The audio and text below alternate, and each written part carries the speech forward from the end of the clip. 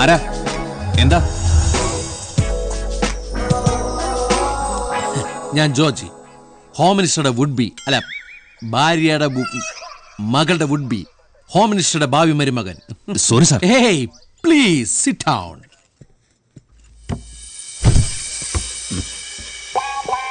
Good morning sir. Good evening sir. അല്ല, may I come in sir? Will call you. Yes, come in. Thank you sir. ഞാൻ പ്രായപൂർത്തിയായ ഒരു അവിവാഹിതനാണ്. മാത്രമല്ല, ഞാൻ പ്രായപൂർത്തിയായ ഒരു പെൺകുട്ടിയുമായിട്ട് പ്രണയത്തിലുമാണ്. ആ പെൺകുട്ടിയും അവിവാഹിതയാണോ? ഇപ്പോൾ അങ്ങനെയാണ് സാർ. പോലീസ് ഉടനെ ഇടപെട്ടില്ലെങ്കിൽ ഉടനെ അവൾ വിവാഹിതയാകും. പിന്നെ അവളിപ്പോ ജയിലിലാണ്. അതാണ് ഇതിന്റെ ഹൈലൈറ്റ്. ജയിലിലോ? യാ, ഐ മീൻ വീട്ടുകാരുടെ തടവിൽ. ഓ, അവരവളെ മാനസികമായി പീഡിപ്പിക്കുന്നു സാർ. ഇഷ്ടമില്ലാത്ത മറ്റൊരു വിവാഹത്തിന് നിർബന്ധിക്കുന്നു സാർ. എന്താ പേര്? മീനാക്ഷി. മീനാക്ഷി. താനോ? ഞാനോ? I am Georgie. ജോർജി വർഗീസ് മാപ്ല. അതാണ് ഇതിന്റെ ഹൈലൈറ്റ്. ആ, ഇതാണ് ജോർജി. എന്റെ നേരെ മൂത്താങ്ങള. അച്ചമ്പട്ടത്തിന് വേണ്ടി സെമിനാരി പഠിക്കുകയായിരുന്നു. ഇപ്പോ ലോഹയൊക്കെ ഉപേക്ഷിച്ചെന്നാ കേൾക്കുന്നത്. ഞങ്ങൾ വേർപിരിയാനാവാത്ത വിധം പ്രണയിച്ചു പോയി. ഞങ്ങളെ പിരിക്കരുത് സർ.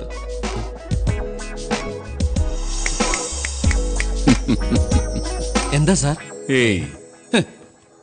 പെണ്ണാരാന്ന് പറഞ്ഞാൽ സാറിന്റെ മുഖത്ത് ഈ പരിഹാസച്ചേരി പടി കടന്ന് പമ്പ കടക്കും. സാറ് ഞെട്ടും. രജിസ്റ്റർ മാരേജ് കഴിയുന്നവരെ സാർ ഇത് പുറത്തു പറയരുത്. പറയൂ. ഹോം മിനിസ്റ്ററുടെ ഒരേ ഒരു മകളാണ്. എന്താടോ? സാറിന്റെ മുട്ടുകൂട്ടി മുട്ടുണ്ടോ നോക്കിയതാ. സാറ് പേടിക്കണ്ട. ഇപ്പൊ എന്റെ കൂടെ നിന്നാൽ നാളെ അതിന്റെ ഗുണം സാറിന് തന്നെയാ. എന്തായാലും ഞാൻ ആ പെണ്ണെ കിട്ടും. എന്നിട്ട് ഫസ്റ്റ് നൈറ്റിന് മുമ്പ് ആ വൈകുന്നേരം തന്നെ ഞാൻ അവളുമായി എന്താ മനസ്സിലായില്ല? ഗർഭിണിയാക്കുന്നു. അതോടെ മുത്തച്ഛനാക്കാൻ പോകുന്ന ഹോം മിനിസ്റ്ററുടെ എതിർപ്പക്ക മാറും. എന്നെ അംഗീകരിക്കും. അപ്പോ ആഭ്യന്തരമന്ത്രിയുടെ സൺ ഇൻ ലോ എന്ന നിലയിൽ എനിക്ക് സാറിന് വേണ്ടി പലതും ചെയ്യാൻ സാധിക്കും. പ്രൊമോഷൻ, ട്രാൻസ്ഫർ, ഡിസ്മിസൽ, എന്തും. എന്ന് കരുതി ഇപ്പൊ സാറിന് അവകാശപ്പെട്ട കൈക്കൂലി ഞാൻ തരാതിരിക്കില്ല. നിന്നെ ഇപ്പൊ തന്നെ തൂക്കിയെടുത്ത് അകത്തിടുകയാണ് വേണ്ടത്, കൈക്കൂലി ഓഫർ ചെയ്താന്. അതാണ് അതിന്റെ ഹൈലൈറ്റ്. അയ്യോ, അത് ഹൈലൈറ്റ് അല്ല. എന്റെ ലൈഫിന്റെ ഫുൾ ലൈറ്റ് പോവും. ഞാനൊരു ആവേശം കൊണ്ട് പറഞ്ഞു പോയതാ. പോലീസ് മന്ത്രിയുടെ ഭാവി മരുമകന്റെ ഭാവി തച്ചുടക്കരുത് സാർ. എന്നാ പിന്നെ ഭാവി മരുമകന്റെ പ്രൊട്ടക്ഷൻ എങ്ങനെയായിരിക്കണമെന്ന് ഞാൻ ഹോം മിനിസ്റ്റർ നേരിൽ കണ്ടു ചോദിച്ചോളാം. പ്ലീസ്. അയ്യോ വേണ്ട. ആ അഭിശപ്ത കാമുകൻ ഞാനെന്നറിഞ്ഞാൽ, ഞാൻ നാട്ടിലെത്തിയ വിവരം പുറത്തറിഞ്ഞ എന്റെ പുക പോലും പുറത്തു കാണില്ല സാർ. തട്ടിക്കളയും. ഈ കല്യാണം നടന്നാൽ ഞങ്ങൾക്ക് ജനിക്കുന്ന മൂന്നാമത്തെ കുഞ്ഞിനെ, അത് ആൺകുട്ടിയാണെങ്കിൽ കൊച്ചിനെ അച്ഛനൊക്കെ തിരുസഭയ്ക്ക് കൊടുക്കാന്ന് ഞാനൊരു നേർച്ച നേർന്നുണ്ട് സാർ. ആ നേർച്ച നിറവേറ്റണം സാർ. എന്നെ സഹായിക്കണം. അനിയനെ പോലെ കാണണം, സംരക്ഷിക്കണം. കർത്താവിന്റെ അനുഗ്രഹം ഇപ്പോഴും എപ്പോഴും ഉണ്ടാകും. അല്ല സാറേ, ഞാൻ പറഞ്ഞിട്ട് അങ്ങോട്ട് ചിരിച്ചിട്ട് കർത്താവെ ചതിക്കുകയാണോ?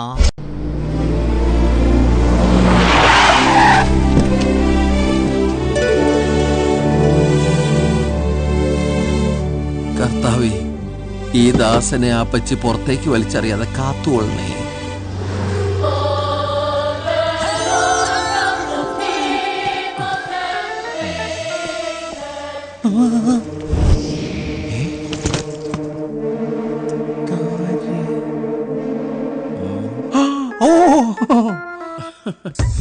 കേരള പോലീസിന് ഇത്രയധികം കാര്യക്ഷമതയുണ്ടെന്ന് എനിക്കറിയില്ലായിരുന്നു. എന്റെ പ്രൊട്ടക്ഷൻ ഇത്ര പെട്ടെന്ന് വീട്ടിൽ വന്ന് നടപ്പാക്കുമെന്നും വിചാരിച്ചില്ല. അതും സാറ് നേരിട്ട്. രണ്ട് സാധാ പോലീസ് മതിയായിരുന്നു. ഏയ്, ഹോം മിനിസ്റ്ററുടെ ഭാവി മരുമകന് സെക്യൂരിറ്റി സാധാ പോലീസ്, അത് ഞങ്ങളുടെ വകുപ്പ് മന്ത്രി അപമാനിക്കില്ലല്ലേ? അത് പിന്നെ സാറേ, വീടിനകത്ത് കയറിയുള്ള സംരക്ഷണം ഒന്നും വേണ്ട. ഇത് സ്ത്രീകളുള്ള വീടാ. ഓ, you got it? If you don't know how to behave, I will teach you. I will teach you. Georgie, Stella. Georgie, നീ എവിടെയായിരുന്നു? നിന്നെ കുറിച്ച് ഒരു വിവരവും ഇല്ല. ഒന്ന് ഫോൺ പോലും ചെയ്യാതെ. ഒന്നും പറയണ്ട പെങ്ങളെ, ഒരുപാട് പ്രശ്നങ്ങളായിരുന്നേ. നീ നാട്ടിലെത്തിയിട്ട് നേരം കുറയായി അറിഞ്ഞു. എന്താ വീട്ടിലെത്താൻ വൈകിയത്? അത് പിന്നെ ലോഹയുടെ, അത് അപ്പച്ചിയുടെ മുമ്പിൽ എങ്ങനെ ഞാൻ. എന്താ ലോഹ? ഇത് ഞങ്ങൾ വീട്ടുകാരെ തമ്മിലുള്ള സ്വകാര്യ. അങ്ങനെ വിട്ടാ പറ്റില്ല. ജോർജി, ഇതാണ് പോലീസുകാരെ വീട്ടിൽ കയറ്റാനുള്ള കുഴപ്പം. കേറി അങ്ങോട്ട് നീയാത്തോ സാർ പുറത്തോ എന്തീ കാണിക്കുന്നേ? Don't touch the body. No relation with the family. I told you നാ. ഔട്ട്. അപ്പച്ചൻ വന്നിട്ട് പോവാം. അപ്പച്ചി ഇവിടെ ഇല്ലേ? ആഹാ, അത് ശരി. ആണുങ്ങളില്ലാത്ത സമയത്ത് എവിടെ ഇങ്ങനെ ചുറ്റിക്കറങ്ങ. ഔട്ട്. ഞാൻ ഹോം മിനിസ്റ്ററോട് കംപ്ലൈന്റ് ചെയ്യും. ജോജി, ഇതെന്റെ ഹോമിലെ മിനിസ്റ്ററാ. ദാ. എന്റെ കെട്ടിയോനാ. ദാ നോക്കി.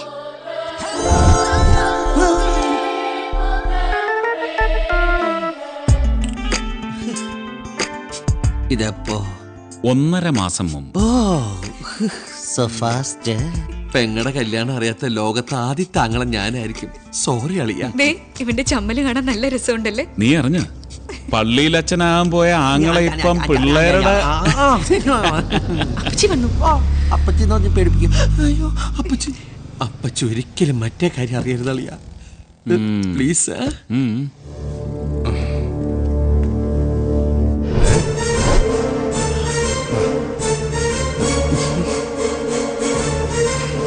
അപ്പച്ചി ഈശോ മിശിഹായ്ക്ക് സ്തുതിയായിരിക്കട്ടെ അച്ചോ. എപ്പോഴും സ്തുതിയായിരിക്കട്ടെ. പക്ഷെ ശവത്തെ കുത്തരുത് അപ്പച്ചി. തള്ളയില്ലാണ്ട് വളർന്ന കുട്ടിയല്ലേ ഞാൻ. അപ്പച്ചി അവനെ വഴക്ക് പറയരുത്. അതേന്നെ, ആക്ച്വലി എന്തുണ്ടായെന്ന് വിശദീകരണം വേണ്ട. ഡോക്ടറാകാനും എഞ്ചിനീയർ ആകാനും നിർബന്ധിച്ച് പറഞ്ഞു വിടുന്ന പോലെ ഒരു വൈദികനാകാൻ പറ്റില്ലെന്ന് എനിക്ക് വൈകിയാ മനസ്സിലായത്. അതിന് ദൈവവിളി വേണം. വളരെ ശരിയാ. ആ വിളി വന്നില്ല. ദൈവം എന്നെ ചതിച്ചു. യവനൊക്കെ പള്ളിയിലച്ഛനായിട്ട് വന്ന ആ ഇടവകക്കാരുടെ ഒരു അവസ്ഥ. പാകിസ്ഥാനിക്കൊരു ബൈബിൾ വായിക്കില്ലട്ടാ. കുഞ്ഞച്ചാ, എന്തോ? ഇനി ഇവൻ ഏതെങ്കിലും ഏടാകൂടത്തിൽ ചെന്ന് ചാടുന്നതിന് മുമ്പ് ഇവന്റെ കല്യാണം നടത്തണം. ഞാനത് പറയാനിരിക്കുകയായിരുന്നു. നമ്മുടെ ചാലിശ്ശേരി ജേക്കബിന്റെ മോളെ നല്ല കുട്ടിയാ. പല നല്ല ആലോചനകളും ആ കുട്ടിക്ക് വരുന്നുണ്ട്. ശരിയാ, അവള് മിടിക്കുക. നല്ല ദൈവഭയമുള്ള കുടുംബവും. കുഞ്ഞച്ചാ, താൻ ഒരു വിവരം അറിയിക്കേ. ചെറുക്കൻ നാളെ പെണ്ണ് കാണാൻ വരുമെന്നും പറഞ്ഞേക്ക്. കർത്താവേ, കുരുക്കിൽ നിന്നും കുരുക്കിലേക്കാണല്ലോ പോയിക്കൊണ്ടിരിക്കുന്നത്. സെമിനാരിന്ന് ചാടിയെന്നും വെച്ച് ഈ അവസ്ഥയിൽ എന്നോട് റിവെഞ്ച് എടുക്കരുത്. ആ കുരുക്കഴിയണമെങ്കിലേ അപ്പച്ചിയോട് കാര്യങ്ങൾ തുറന്നു പറയണം. മാതാവേ, നീയാന്ന് വിചാരിച്ചു കാക്കണേ. എങ്ങനെ പറയാനാ? സെമിനാരിന്ന് ചാടി പോകുന്നതിന്റെ ദേഷ്യം മുഴുവൻ ഉള്ളിച്ച് നടക്കുക. പോരാത്തതിന് ഒരു ഹിന്ദു പെൺകുട്ടികളുടെ അടുപ്പം കൂടി നിറഞ്ഞ. ആ പെങ്കുച്ചുമായിട്ടുള്ള ബന്ധം അത്രയ്ക്ക് സീരിയസ് ആണോ? പിന്നെ കർത്താവ് പ്രണയം പന പോലെ വളർത്തി കളഞ്ഞില്ലേ പെങ്ങളെ? എങ്കിൽ രജിസ്റ്റർ മാരേജ് കഴിഞ്ഞ ശേഷം അപ്പച്ചി അറിഞ്ഞാ മതി. വാവ്, വാട്ട് ആൻ ഐഡിയ. പക്ഷെ മീനാക്ഷി മന്ത്രിയച്ഛന്റെ വീട്ടിൽ നിന്ന് പുറത്തിറങ്ങിയല്ലേ കാര്യം നടക്കൂ. അച്ഛനളിയോ, നീ വിളിച്ചാൽ അവൾ ഇറങ്ങി വരുമെങ്കിൽ ആരെതിർത്താലും നമുക്ക് കൊണ്ടുവരാം. കർത്താവേ, നീ അളിയന്റെ രൂപത്തിലോ?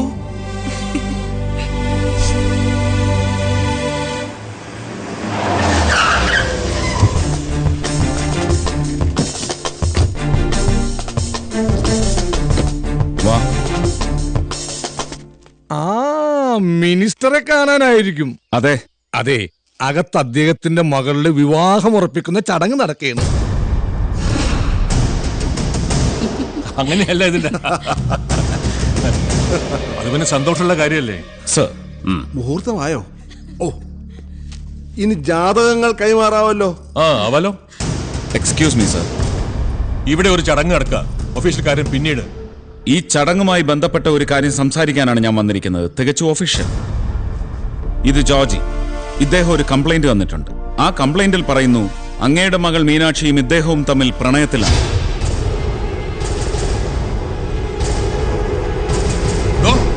ഇവനെ പോലുള്ള പല തെമ്മാടികൾക്കും എന്റെ മോളോട് ഇഷ്ടം കാണും. അതിന് തനിക്കെന്ത് വേണം? ആ പ്രേമം അങ്ങയുടെ മകൾക്ക് ജോർജിയോടും ഉണ്ടെങ്കിൽ അങ്ങ് ഇപ്പൊ നടത്തുന്ന ഈ ഉറപ്പ് പാഴായി പോവും സർ. എന്റെ മോൾക്ക് അങ്ങനെ ഒരു ഇഷ്ടമില്ല. അത് പറയേണ്ടത് അങ്ങല്ല, അങ്ങയുടെ മകളാണ്. നിനക്ക് തൊപ്പി തല വെച്ച് നടക്കണമെന്നുള്ള ആഗ്രഹമില്ല. മാറിക്കട റാസ്കൽ. കണ്ണി കണ്ട കള്ളക്കടത്തുകാരും കള്ളുകച്ചവടക്കാരും രണ്ടടിയകലം പാലിച്ചു നിൽക്കണം ഒരു IPS കാരന്റെ മുന്നിൽ. സമയം കിട്ടുമ്പോ ഒന്ന് പറഞ്ഞു കൊടുത്തേക്ക് ചേട്ടച്ചാർക്ക് വടക്കൻ ആരാണെന്ന്. ജോസഫ്, മിനിസ്റ്ററുടെ മകളുടെ കല്യാണ നിശ്ചയമാണ്. വെറുതെ ഒരു ഇഷ്യൂ ഉണ്ടാക്കരുത്. I am very sorry sir. കോടതി ഇന്ന് ഹേബിയസ് കോപ്പസ് ഉണ്ട്. എനിക്ക് കിട്ടിയ കംപ്ലൈന്റിനെ കുറിച്ച് എനിക്ക് അന്വേഷിച്ചേ പറ്റൂ. വാടാ ഇങ്ങോട്ട്. വിളിക്കടാ. മീനാക്ഷി,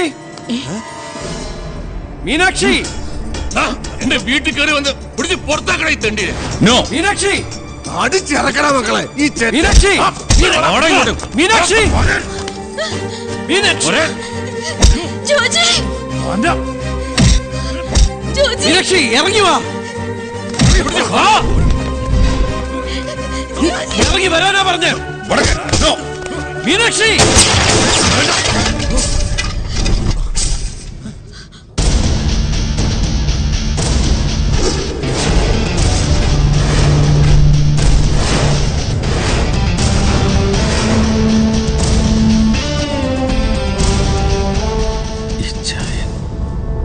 എന്റെ അനുജൻ ജോർജിയുടെ ദേഹത്ത് കൈവയ്ക്കാൻ ആണായി പറഞ്ഞവനുണ്ടെങ്കിൽ വടാ.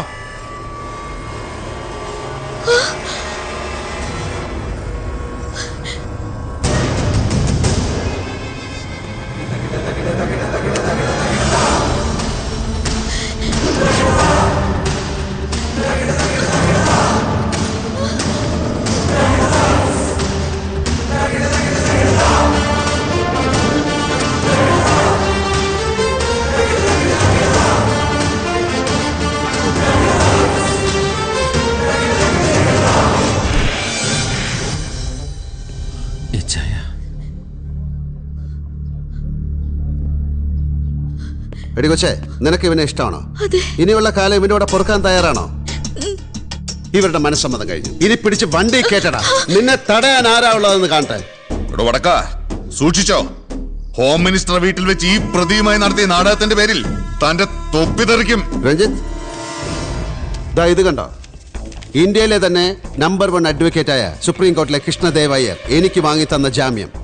ഇത് കൈ കിട്ടിയപ്പോ തന്നെ ഈ കേസിന്റെ അന്വേഷണ ചുമതലയുള്ള ജോസഫ് വടക്കന് ഞാനിത് മെയിൽ ചെയ്തിരുന്നു. എനിക്കിവിടെ മാത്രമല്ലടോ, അങ്ങ് ഡൽഹിയിലുണ്ടോ പിടി.